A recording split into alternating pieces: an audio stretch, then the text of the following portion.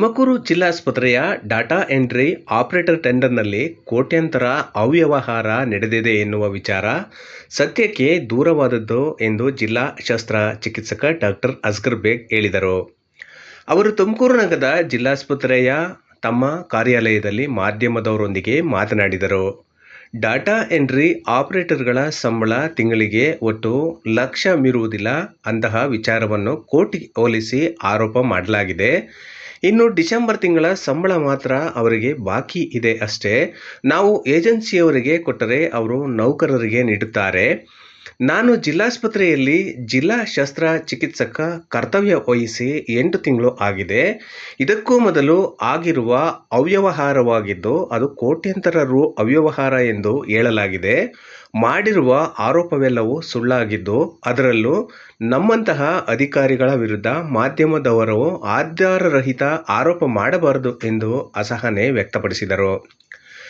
ಮಾಧ್ಯಮದವರು ಯಾವುದೇ ಅನುಮಾನವಿದ್ದರೆ ನೇರವಾಗಿ ನನ್ನ ಬಳಿ ಬಂದು ಮಾಹಿತಿ ಪಡೆದುಕೊಳ್ಳಬಹುದು. ಸುಳ್ಳು ವರದಿಯನ್ನು ಸರಿಯಲ್ಲ ಎಂದು ಬೇಸರ ವ್ಯಕ್ತಪಡಿಸಿದರು. ನಮಸ್ಕಾರ, ನಾನು ಡಾಕ್ಟರ್ ಅಸ್ಗರ್ ಬೇಗ್ CI, ಜಿಲ್ಲಾ ಶಸ್ತ್ರಚಿಕಿತ್ಸಕರು, ಜಿಲ್ಲಾ ಆಸ್ಪತ್ರೆ ತುಮಕೂರು. ಈ ಒಂದು ನಮ್ಮ ಮಾಧ್ಯಮ ಮಿತ್ರರಿಂದ ಅವ್ರ ಮೂಲಕ ತಿಳಿಸೇನೆಂದರೆ, ಯಾವುದೋ ಒಂದು ಚಾನಲ್ ನಮ್ಮ ಬಗ್ಗೆ ಅಪಪ್ರಚಾರವಾಗಿ ನಮಗೆ ಒಂಥರ ನಿಂದನೆ ಮಾಡ್ದಂಗೆ ಅಪಪ್ರಚಾರ ಮಾಡಿದ್ದಾರೆ. ಟೆಂಡರ್ ವಿಷಯದಲ್ಲಿ ಇದು ಟೆಂಡರ್ಗಳು ನನ್ನ ಪೀರಿಯಡ್ ಯಾವುದಿಲ್ಲ. ನಾನು ಬಂದು ಸುಮಾರು 7 ತಿಂಗಳು 8 ತಿಂಗಳು ಆಗಿದೆ. ಸೊ 21, 22 ಟೆಂಡರ್ ಆಗಿದೆ. ಅಪ್ರೂವಲ್ ಡಾಕ್ಟರ್ ವೀರಭದ್ರವರು ಕೊಟ್ಟಿದ್ದಾರೆ. ಆಮೇಲೆ 22, 23 ಇದೂ ಅಪ್ರೂವಲ್ ಆಗಿದೆ, ವೆಬ್ಸೈಟಲ್ಲೇ ಇದೆ ಅದು. ಆಮೇಲೆ 23, 24 ಮಾನ್ಯ ಜಿಲ್ಲಾಧಿಕಾರಿಗಳು ಶ್ರೀನಿವಾಸ್ ಸಾಹೇಬರು ಅನುಮೋದನೆ ಕೊಡ್ತಾರೆ, ಅದು ಅಂದೇ ಫಾರ್ವರ್ಡ್ ಆಗುತ್ತೆ. ಈ ವರ್ಷದ್ದು 24, 25 ಟೆಂಡ್ರು ನಾನು ಬಂದಮೇಲೆ ನೀಟಾಗಿ ಫಾಲೋ ಮಾಡಿ KTP ಗೈಡ್ಲೈನ್ ಫಾಲೋ ಮಾಡಿದ್ದೀನಿ. ಅದರಲ್ಲಿ L1 ಆಗಿದೆ, ಅವ್ರಿಗೂ ಆದೇಶ ಕೊಟ್ಟಿದ್ದೀವಿ. ಸೊ ಈ ಥರ ಅವ್ಯವಹಾರ ಮತ್ತು ಅಪಪ್ರಚಾರ ಇದು ಮಾಡಬಾರ್ದು. ಯಾಕೆಂದರೆ ಅವ್ಯವಹಾರ ಏನೂ ಆಗಿಲ್ಲ. ಇದು ಮಾನ್ಯ ಜಿಲ್ಲಾಧಿಕಾರಿಗಳನ್ನು ತಂದಿದ್ದೀನಿ. ಸೊ ಅವರು ಒಂದು ಆಡಿಟ್ ಕಮಿಟಿ ಮಾಡಿದ್ದಾರೆ. ಸೊ ನಮ್ಮದು ಯಾವುದು ಅಪಪ್ರಚಾರ ಇದೆ. ಸೊ ಈ ಥರ ಹೇಳಿ ನಾವು ಸುಮಾರು ಬಂದು ಹಲವಾರು ಒಳ್ಳೆಯ ಕಾರ್ಯವನ್ನು ಮಾಡಿದ್ದೀನಿ.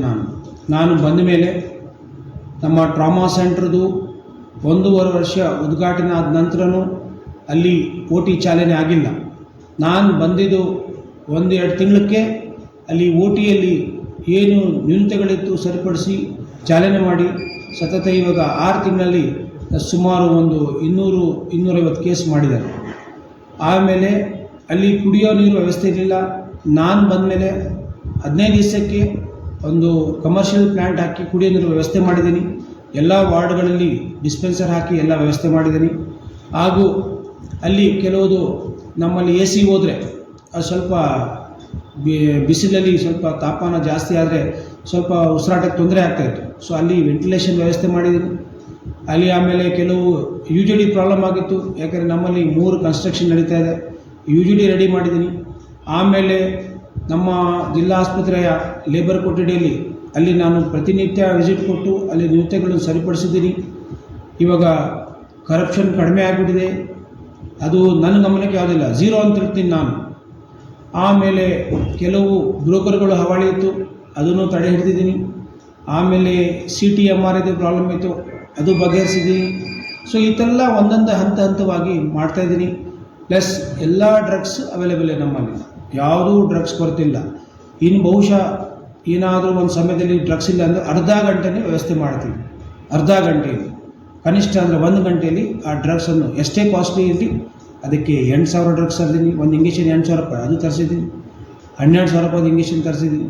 ಸೊ ನಮ್ಮಲ್ಲಿ ಅವಕಾಶ ಇದೆ, ನಾವು ಮಾಡಿಕೊಟ್ಟಿದ್ದೀವಿ. ಇವಾಗ ಇಂಪ್ಲಾಂಟ್ ಟೆಂಡ್ರು ಅದನ್ನು ಹಂಗೆ ಆಯಿತು. ಟೆಂಡ್ರ್ ಎಲ್ಲ ಇನ್ನೂ ಚಾಲ್ತಿಯಲ್ಲಿದೆ. ಬಡವರಿಗೆ ಸಹಾಯ ಆಗ್ತದೆ, ಇಂಪ್ಲಾಂಟ್ಸ್ ಕೊಡ್ತಾಯಿದ್ದೀವಿ. ಮತ್ತು ನಮ್ಮಲ್ಲಿ ICU ಪೇಷಂಟ್ ಏನೇನು ಬೇಕು ವ್ಯವಸ್ಥೆ ಮಾಡ್ತಾಯಿದ್ದೀವಿ.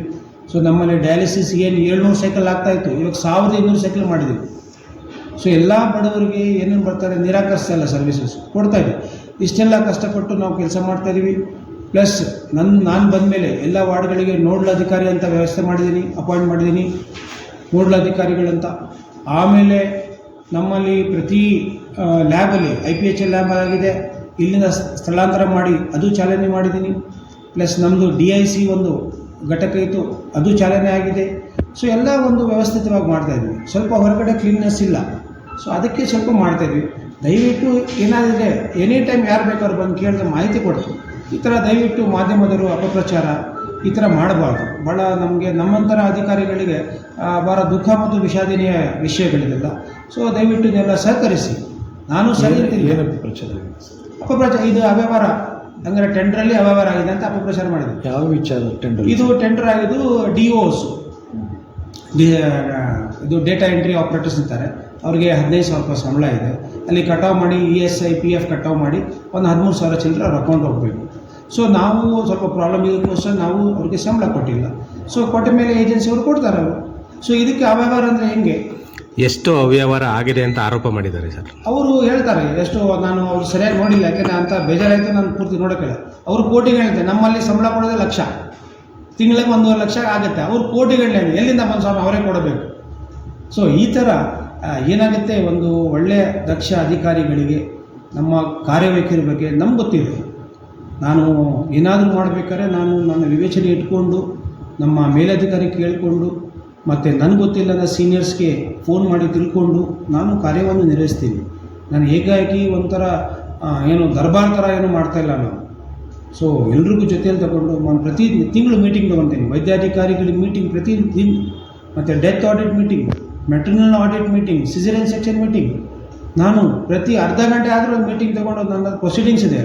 ಸೊ ಈ ಥರ ಒಂದು ವ್ಯವಸ್ಥೆ ಮಾಡ್ತಾಯಿದ್ರೆ ನಾನು ಹೋಗೋದೇ 6:30, 7 ಗಂಟೆ, 7:30 ಆಗ್ತಾಯಿದೆ.